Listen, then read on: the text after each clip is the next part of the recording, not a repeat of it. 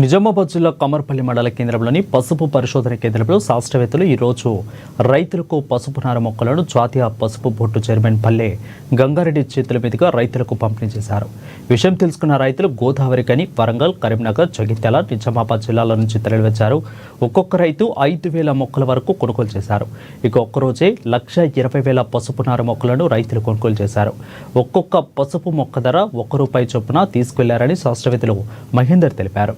పసుపు నార మొక్కలను బెడ్డు పద్ధతిలో నాటుకుంటే ఎక్కువ దిగుబడి వస్తుందని, 1 ఎకరము భూమిలో 30,000 మొక్కలను నాటాలని రైతులకు శాస్త్రవేత్తలు మహేందర్ అవగాహన కల్పించారు. ఇక రైతులు ఉత్సాహంగా పసుపు మొక్కలను తీసుకెళ్లడం ఆనందంగా ఉందని మహేందర్ శాస్త్రవేత్త అన్నారు. మాది వరంగల్ జిల్లా పర్కాల మండలం నొసబొల్ల గ్రామం. మేము పశువు తీసుకుపోయేందుకు విత్తనం తీసుకుపోయేందుకు వచ్చినాము. ₹1 మొక్క చొప్పున సార్ చెప్పిండు, తీసుకున్నాం. 5,000 మొక్క తీసుకున్నాం. ఇది ఏంటంటే 1 నెల రోజుల ముందు వస్తుంది. ఇప్పుడు మొలకెత్తిన తర్వాత దీన్ని వీళ్ళు కొత్త రకం విత్తనం అని చెప్పి తీసుకుపోయేందుకు వచ్చినాం. దిగుబడి బాగుంటుంది, రోగాలు తట్టుకునే శక్తి ఎక్కువ ఉంటుంది.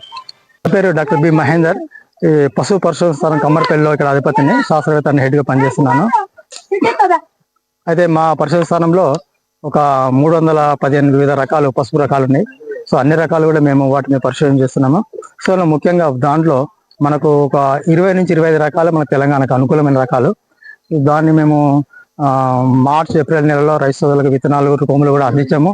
ఇప్పుడు ఈ జూన్ నెలలో మనకు రైతు సోదరులకు ఏంటంటే పసుపును నారులా పెంచేసి ట్రైలలో పసుపు ముక్కలు కత్తిరించేసుకొని కొబ్బరి పీచులు అభివృద్ధి చేసుకొని రైతు సోదరులకు ఇవ్వడం జరుగుతుంది.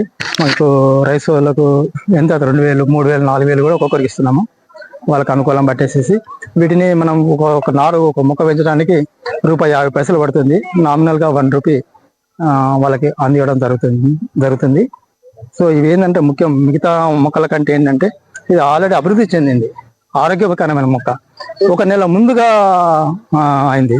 మనం పసుపేషన్ని మొలకెత్తడానికి నిలబడుతుంది. ఆల్రెడీ మొలకెత్తడం కాబట్టి ఎస్టాబ్లిష్మెంట్ చాలా బాగుంటుంది, ఆరోగ్యకరంగా ఉంటుంది, చాలా బాగుంటుంది. రైతు సోదరులు ఏంటంటే మనం మొక్క నాటుతున్నప్పుడు బోధశాల కానీ, బెడ్ సిస్టంలో కానీ వాతావరణం చల్లగా ఉన్నప్పుడు నాటుకుంటే చాలా బాగుంటది. మంచి దిగుబడి వస్తుంది.